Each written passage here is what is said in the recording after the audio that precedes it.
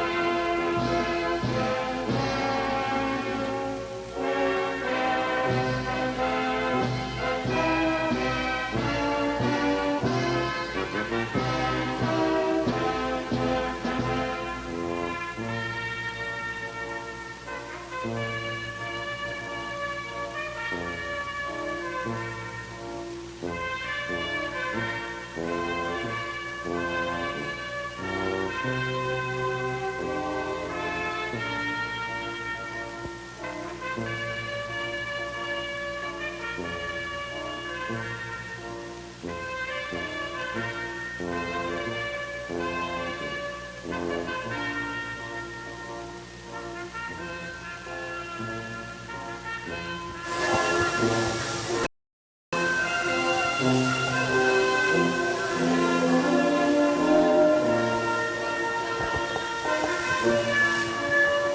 pagpasok ng mga batang may natatanging karangalan mula unang baitang hanggang ikalimang baitang.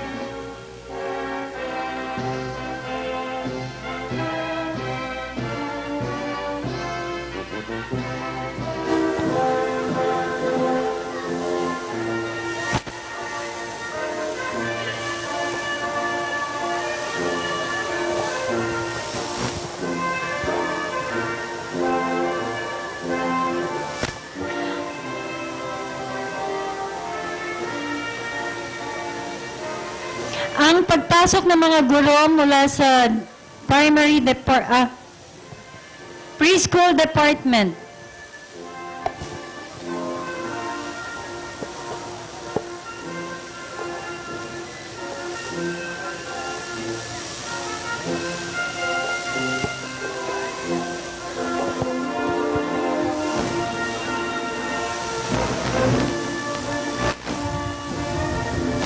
Ang pagpasok ng mga guro mula sa preschool department.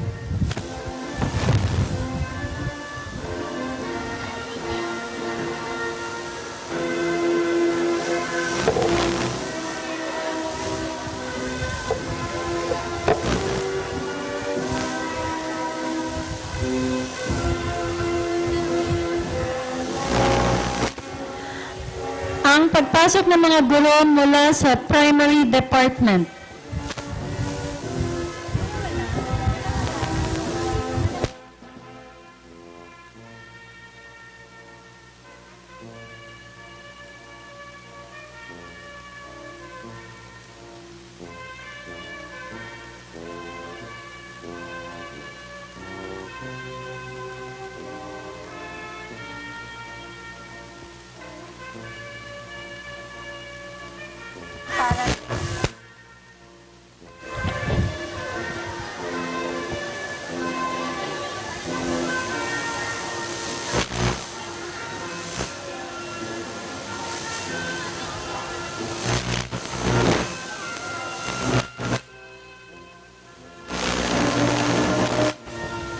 Ang pagpasok ng mga guro mula sa mataas na paaralan.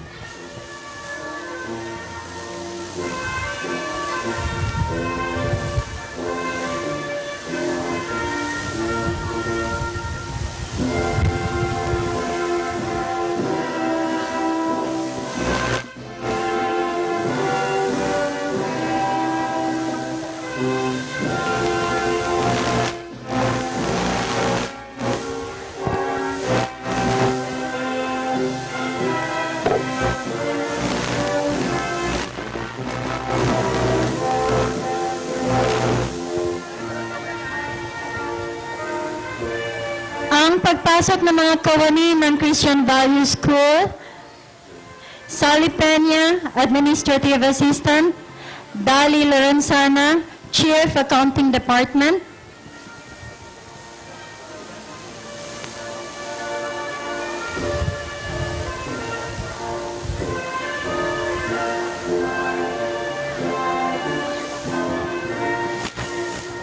Catherine Laos, Guidance Counselor, Vicky De Leon, Personnel,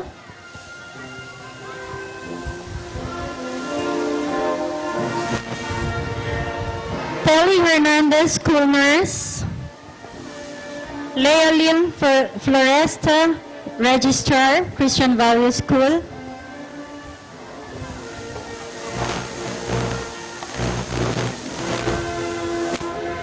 Cornel Bonco, Student Affairs Coordinator,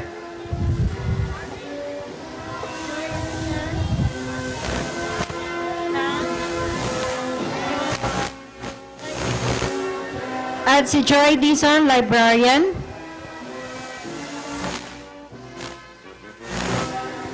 Ang pagpasok ng mga ulong guro ng Preschool Department, Ginang Cesaria sa Paula.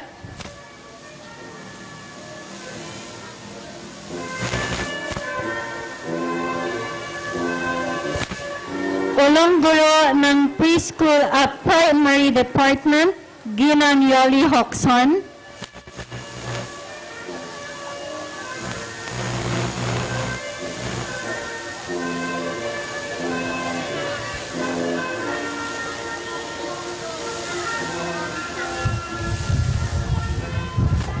Ulong guro ng Intermedia, Ginang Mila V. Jose.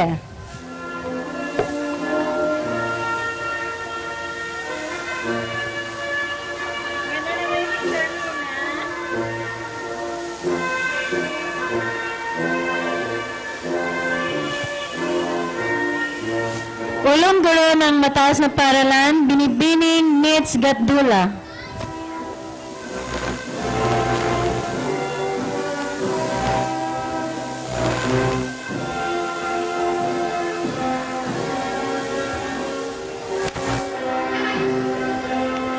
Ang pagpasok ng school board,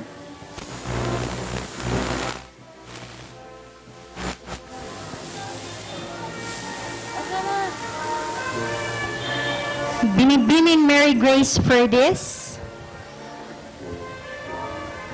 Ginoong Nestor N. Cabezudo, Ginoong Enrique Ravina, Engineer Adalberto Saucedo,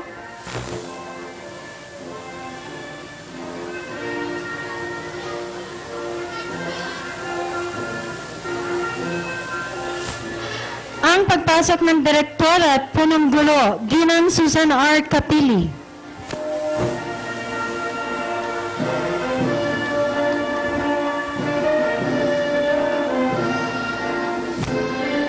Reverend Alexander S. Casalme, Associate Pastor.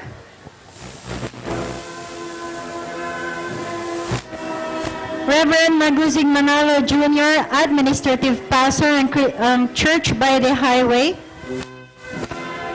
And Mr. Danny Banco.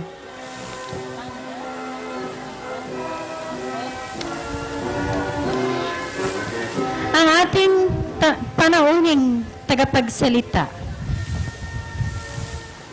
Manatili po tayong nakatayo para sa isang panalangin.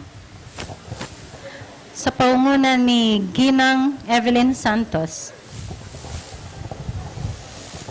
Tayo po'y manalangin.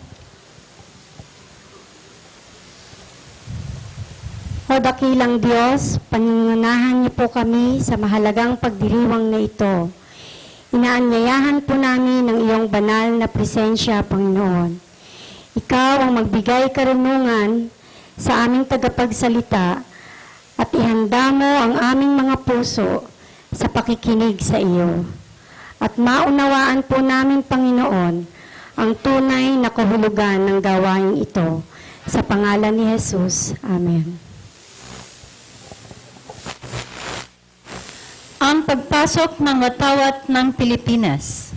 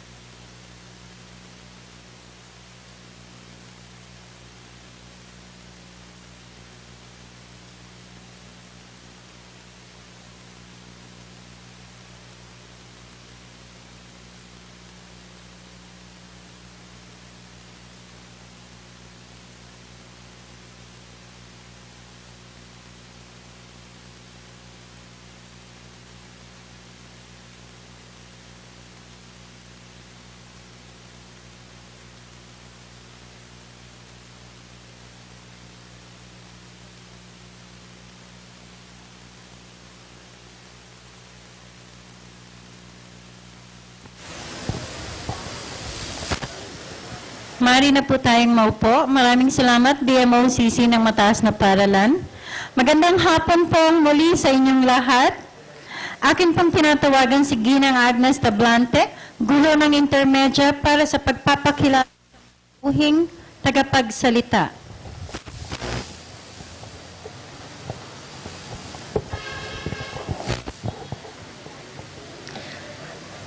Members of the school board, our principal and directress, Mrs. Susan R. Capili,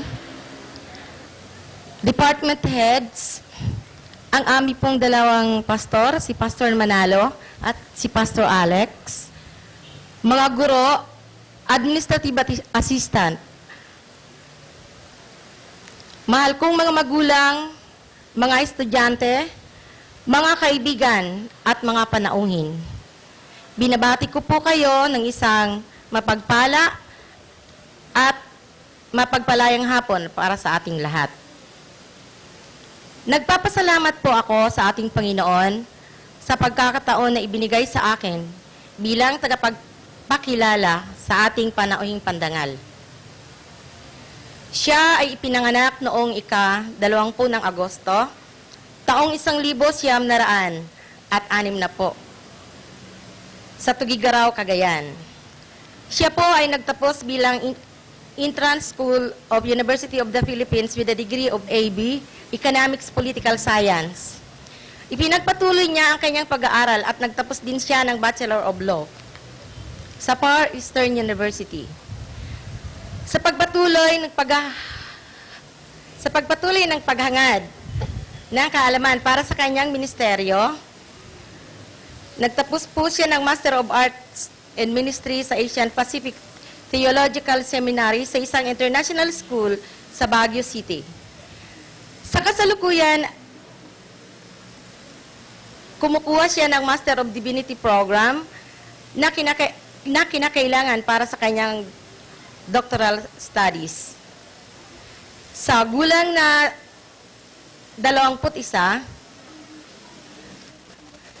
sa kanyang kapanahunan, siya ang pinakabatang guro sa San Beda College, Mindiola, Manila. At nagturo siya sa high school department sa loob ng 11 taon.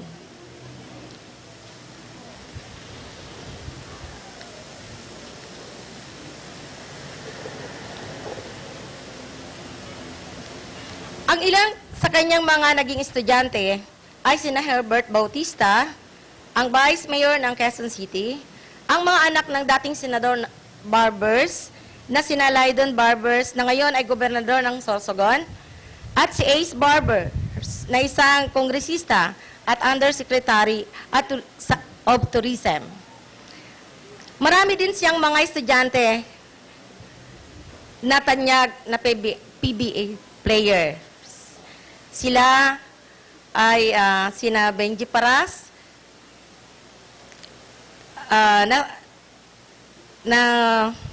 nakikiusap sa kanya palagi na igawa siya ng love letters para sa kanyang paboritong teacher. Naging instructor din siya ng Political Science sa San Beda College, Mindiola, at sa Polytechnic University of the Philippines, Santa Mesa. Siya din po ay miyembro ng faculty ng Philippine College of Masters sa Baguio City. Sa kanyang paglingkod sa ating Panginoon, ay ginamit siyang instrumento upang maitatag ang iglesia lokal ng Church of Christ sa Imos, na kung saan ang ilang mga teacher dito sa CBS, kasama po ako, ay miyembro ng iglesyang ito. Sa kasalukuyan po, siya ang pastor sa Pine Church of Christ sa Baguio City. Siya po ay co-host bilang segment counselor sa isang TV program na Asin at Ilaw sa RPN 9 tuwing Sabado sa ganap na alas 7 hanggang alas 7:30 ng umaga.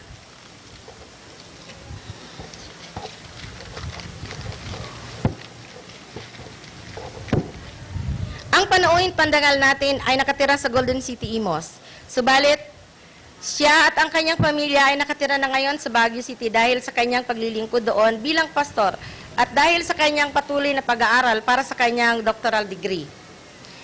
Sa kasalukuyan po, ay nagninegosyo sila kasama ang kanyang maganda at malambing na may bahay na si Sister Helen Bango. Sila ay pinagkalooban ng Panginoon ng 7 magagandang supling. Ang ating panuwing pandangal sa hapong ito ay walang iba kundi si Brother Danny Marantan Bango.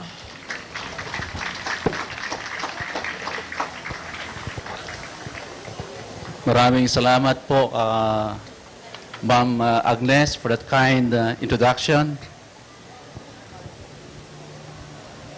We, member of the Board of Trustees, chaired by Mr. Renato Balde, our principal, Ma'am Susan Capili, the pastors we have today in front, the teachers, co-workers in CVS, graduates, you're so beautiful and handsome, parents, friends, visitors, ladies and gentlemen.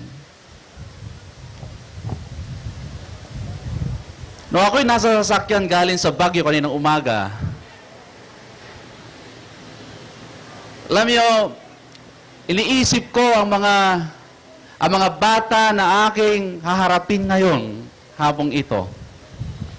Sino sila kaya? Ang mga bata bang ito ay talagang nagtapos na ba sa kanilang pag-aaral? Sa kanilang level? Naglalaro sa aking isipan kanina habang tumatakbo po yung sasakyan palapit ng Manila sa North Expressway. Na parang kailan lang isa ako sa kanila na maliit na bata, musmos, walang kaalam-alam. Pero ngayon, kaharap ko na po sila. At hindi po natin alam ang mangyari po sa inyo balang araw. One of you here might become the President of the Republic of the Philippines. Who knows? Maybe one of you here will become a great senator or a congressman. As I used to say, nung ako'y nagtuturo pa sa mga bata, mga anak ng mga politiko, sabi ko sa anak ni Rene, sa Gisag, pag ikaw maging presidente ng Pilipinas, in case something will happen in your leadership, I will not be ashamed going to the Malacanang Palace and knock at your door. And you still say and call me, sir. Why?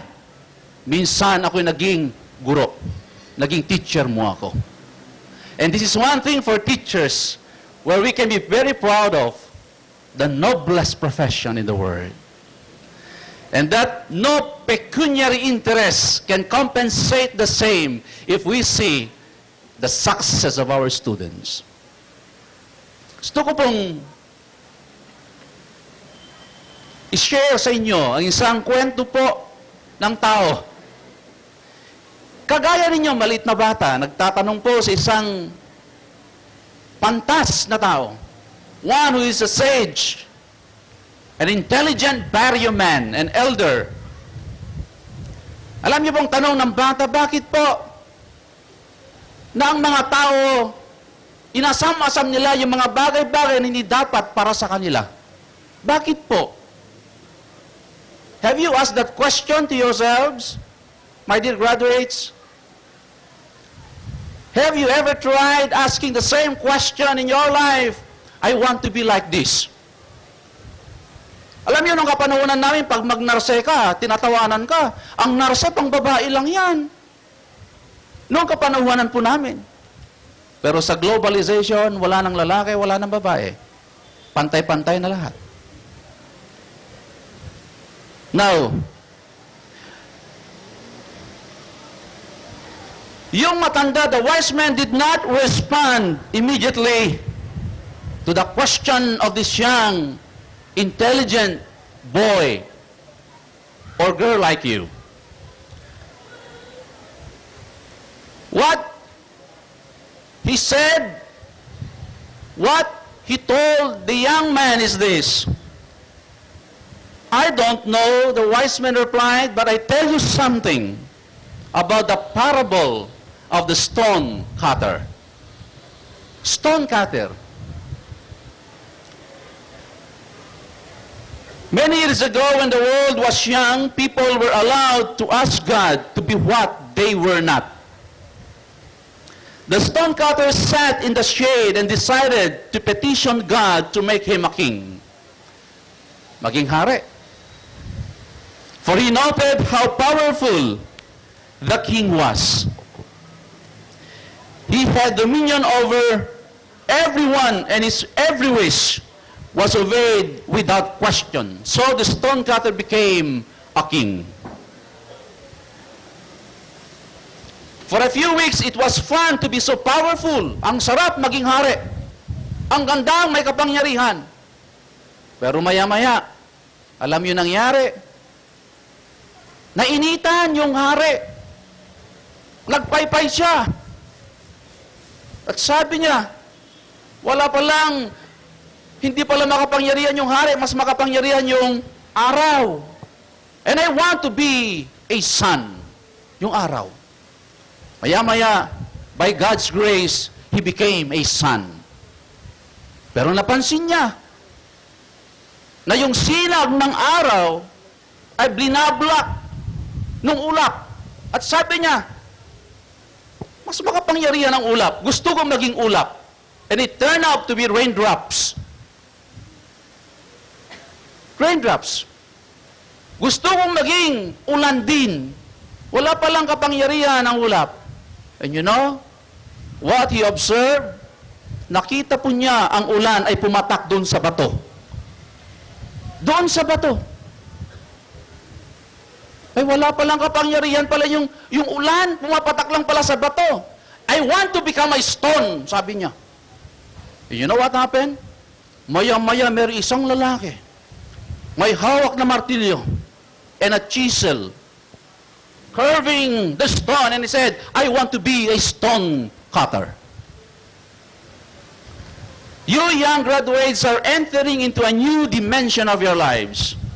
Perhaps you have not yet made an honest commitment of what you want to be when you will grow up.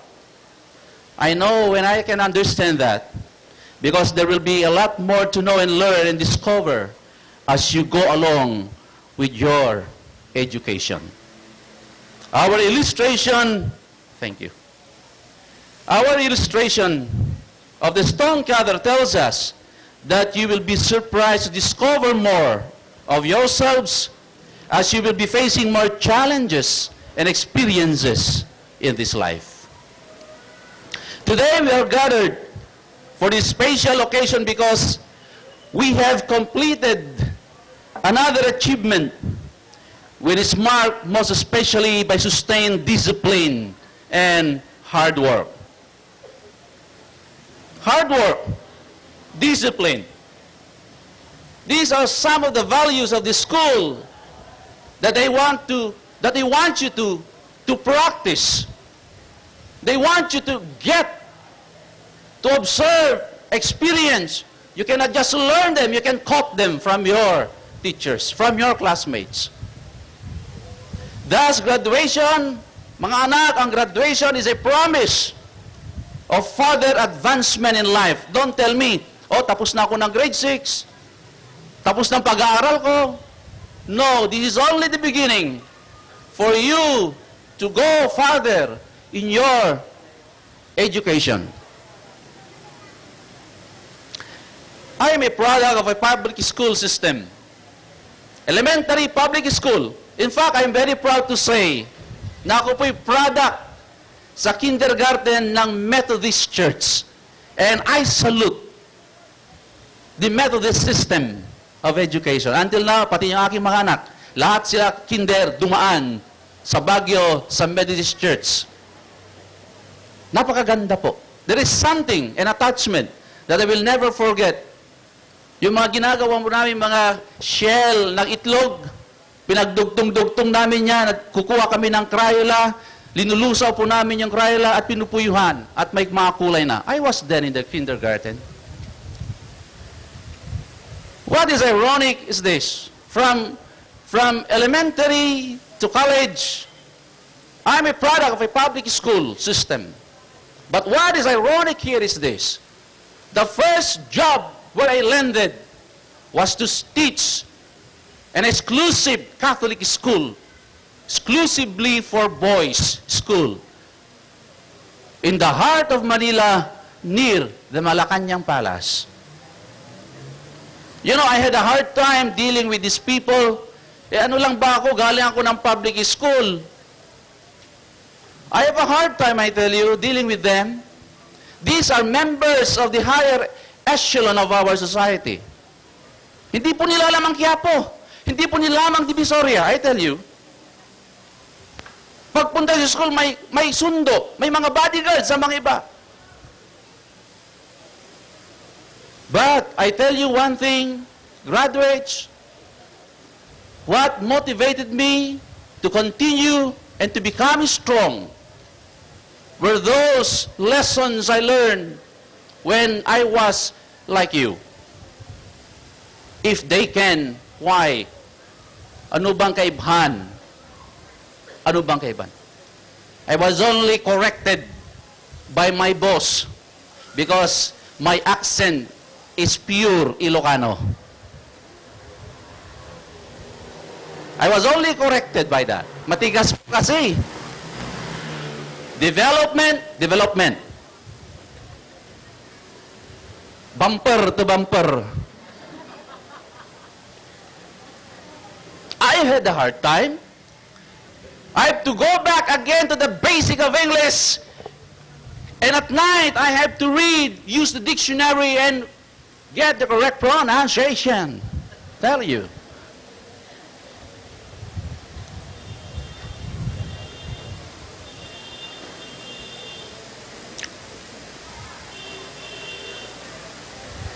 The school's first initiative is to give you the necessary tools which you can use and apply for your benefit. But right now, you are not yet ready to step into the real world. You need to continue and complete your education first. Thus, your graduation is a promise of further advancement in life. Huwag niyong unahan ang Diyos.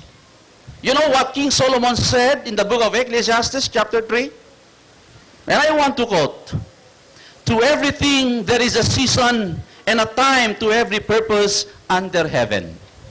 But what struck me most is if you continue in verse 11,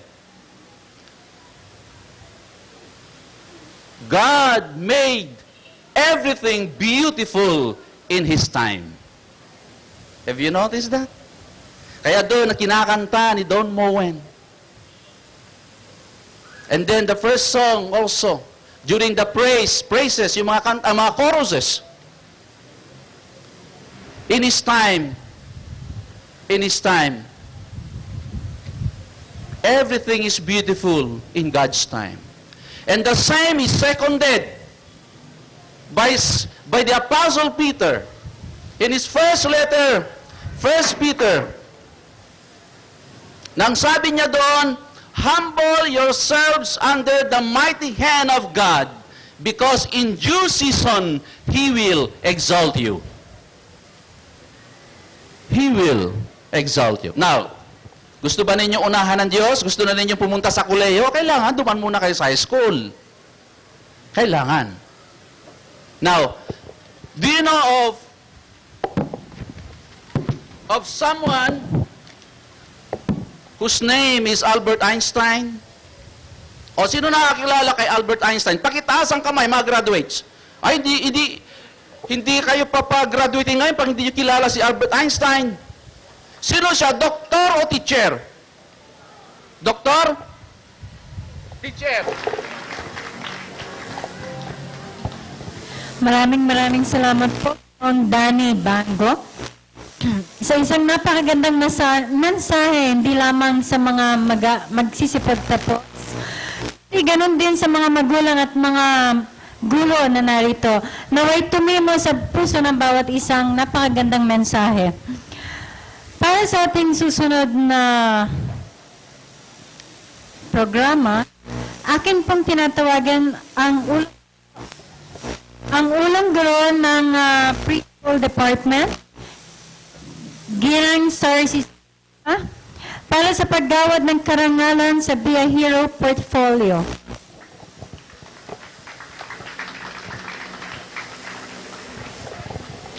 Ngayong hapon po ay ating pararangalan ang mga mag-aaral na nakakuha ng katangi-tanging bahagi sa kanilang pagsusumite ng Be a Hero portfolio.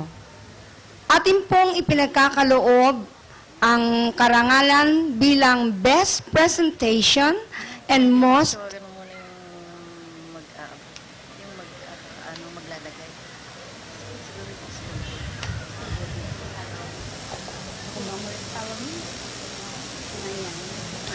Bago po natin tawagin ang ating awardee, ay inaanyahan po natin ang mga kaanib ng school board. Tinatawagan po natin, inaanyahan na sila po ang bumati sa ating mga pararangalan.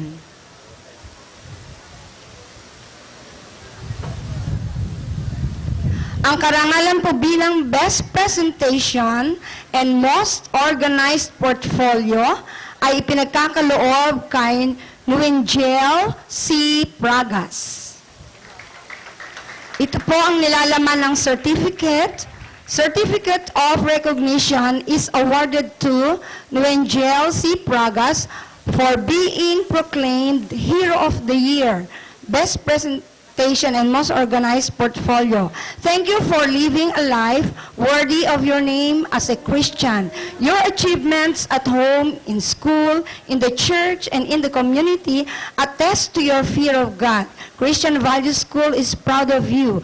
Given at Christian Value School this 18th day of March 2005.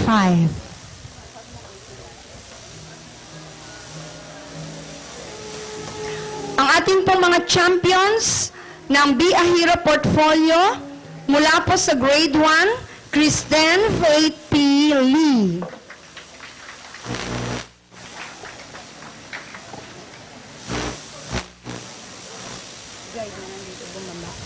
Mula po sa grade 2,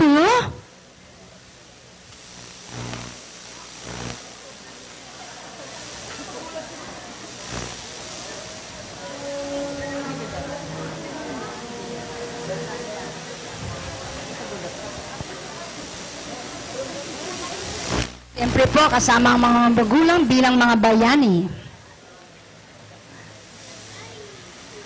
Congratulations! Mula po sa grade 2, Reza Miss Patty Candelaria.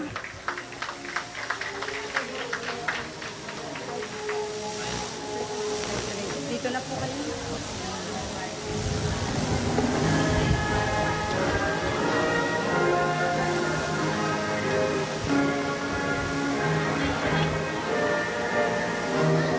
Ang certificates po ay nilagdaan ng mga ulong guro at ng ating punong guro at direktora, gayon din po ng administrative pastor ng CBTH at school board chairman, Mr. Balde. Mula naman po sa grade 3, Joanna Pauline D. Naranjo.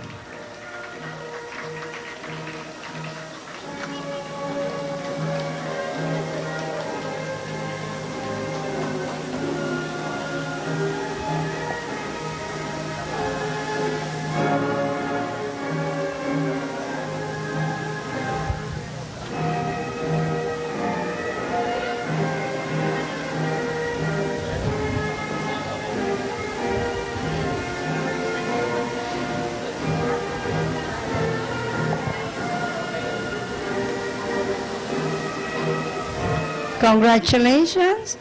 Mula po sa grade 4, Kenneth M. De Jesus.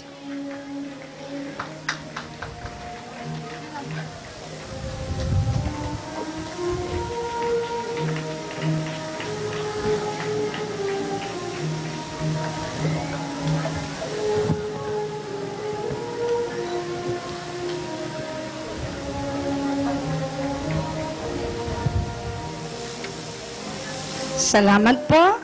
At mula po sa grade 5, Stephanie D. Abad. Nagkamit din po ng medalyang ginto mula sa Philippine Taekwondo Association na ginanap sa SM Bacoor noong linggo, April 3, 2005.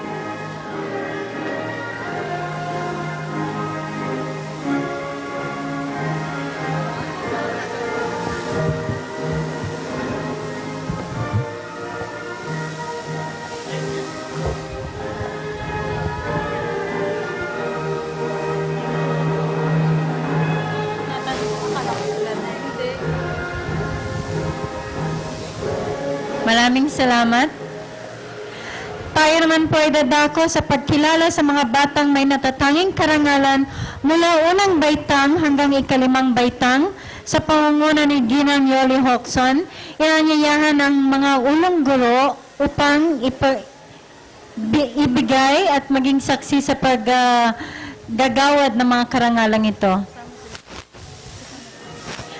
At ang ating direktor at punong guro ng Christian Value School, Ginang Susan R. Capili. Tinatawagan po ang guro sa unang baitang, Ginang Tea San Miguel and Ginang Cynthia Escocia.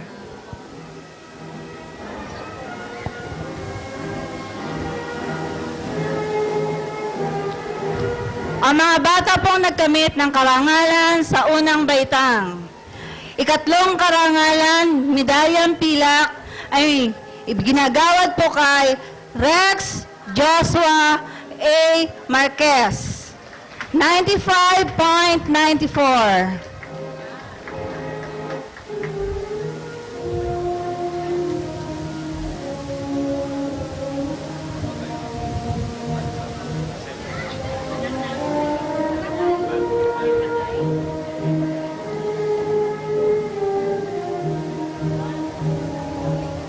Ikalawang karangalan, medalyang ginto para kay Naika Pearl Manalang, 96.25.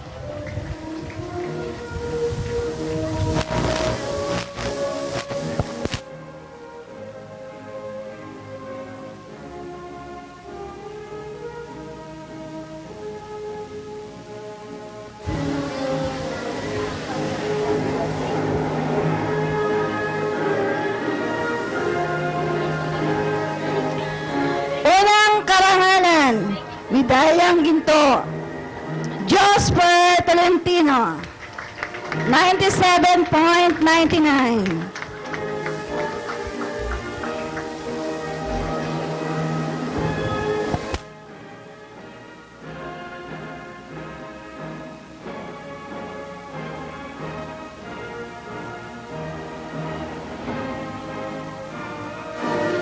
Dadako naman po tayo sa ikalawang baitang. Tinatawagan po si Ginang Lay Maniquez.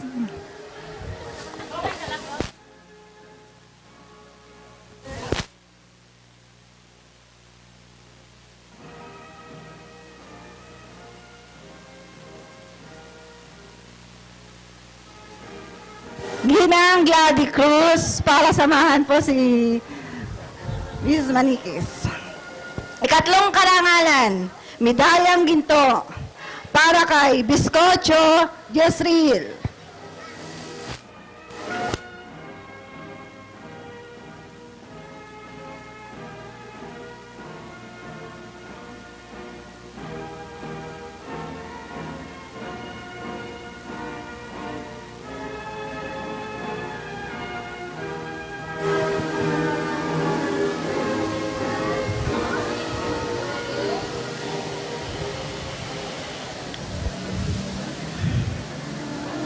Ikalawang karangalan, Janine Chloe Jaramillo, medalyang ginto, 96.57.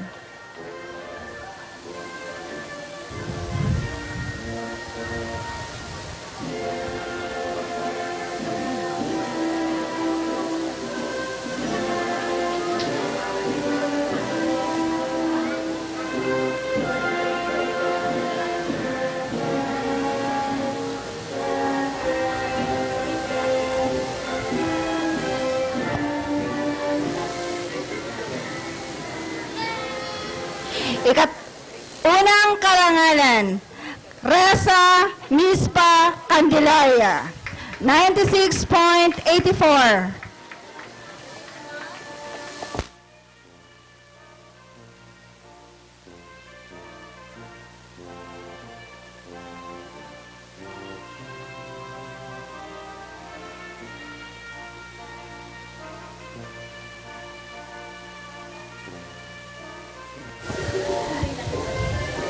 Dadako naman po tayo sa ikatlong baitang.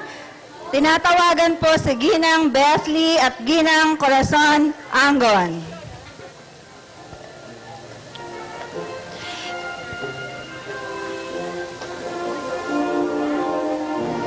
Ikatlong karangalan, medayang pilak ay para kay Francesca Felix, 95.57.